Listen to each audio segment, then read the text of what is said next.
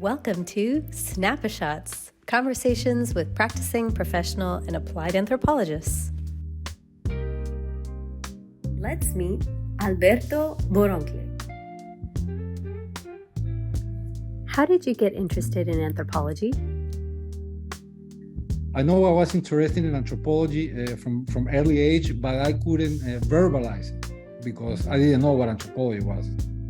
But I was the kind of young kid that would love to read history, that would love to read about other cultures, other countries. I was fascinated just by seeing pictures of landscapes in which there was snow. I said, wow, because we don't have snow in Peru. Well, we have, but up in the Andes. And I'm from Lima, and when I was growing up, I never saw snow. So it was utterly interesting to me, even watching TV and seeing different characters that would come from different parts of the world immediately drew my attention.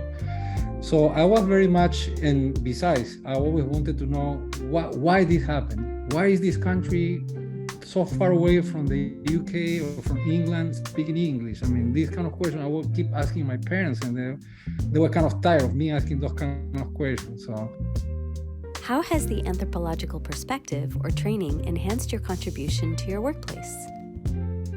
We as anthropologists have a value. We have something to offer to businesses or other kinds of enterprises. We are kind of the bridge between the local and the global. And being not only a bridge in a sense that we communicate those two worlds, if we can call it like that, but that bridge is full of theories, is full of methods, is full of approaches and techniques to be able to interpret, analyze, and figure out what makes societies different, but also, and very importantly, what makes societies similar. Some anthropologists like to focus on the differences. But for me also, it was as interesting as it is. I always wanted to look for what are the commonalities. So like a little bit of a Levi-Strauss kind of approach, you know, the incest taboo being something that is across all cultures.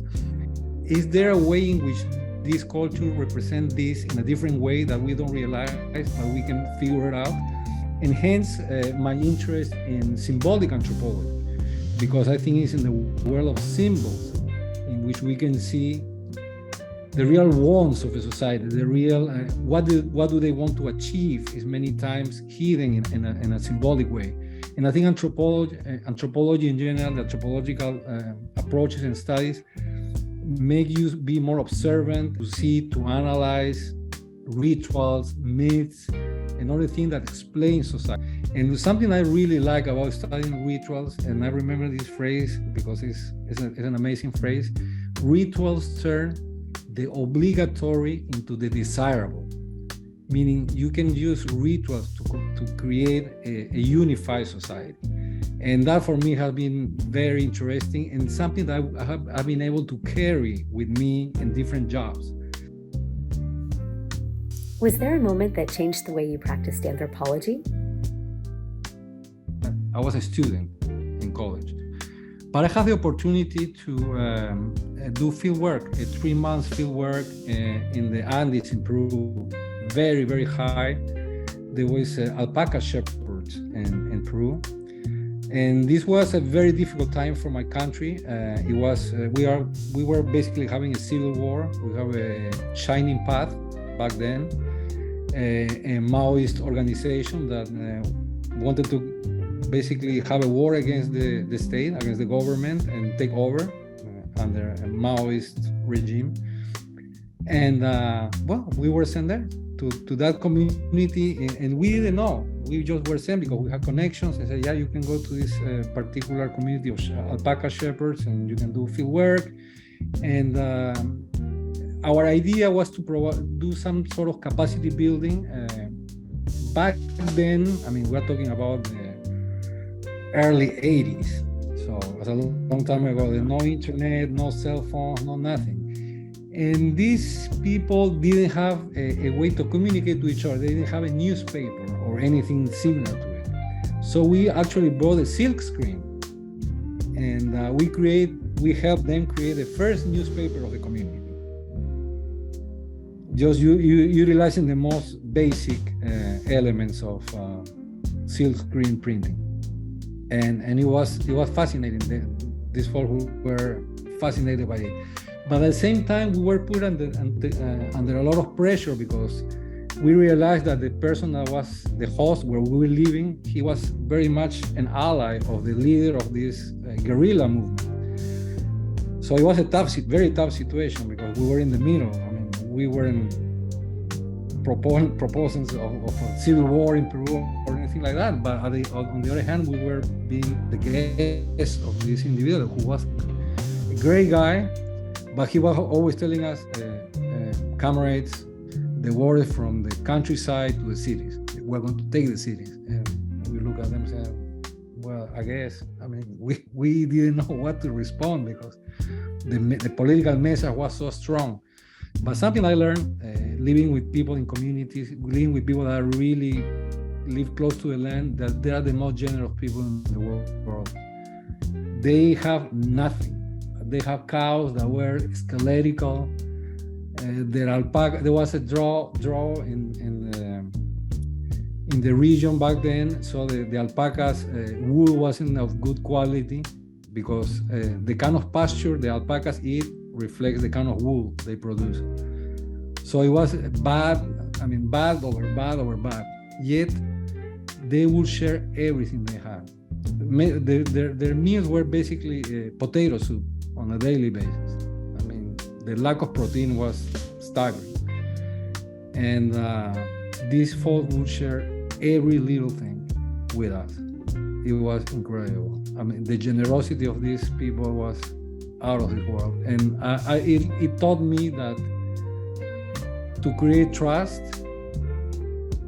you have to engage with people in a way in which this trust will never be broken. Because I mean, it takes a long time to create trust. It takes a second to destroy it.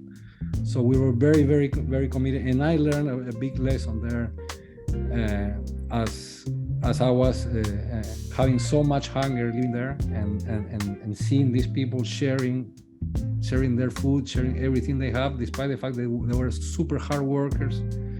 And it was a big, big lesson.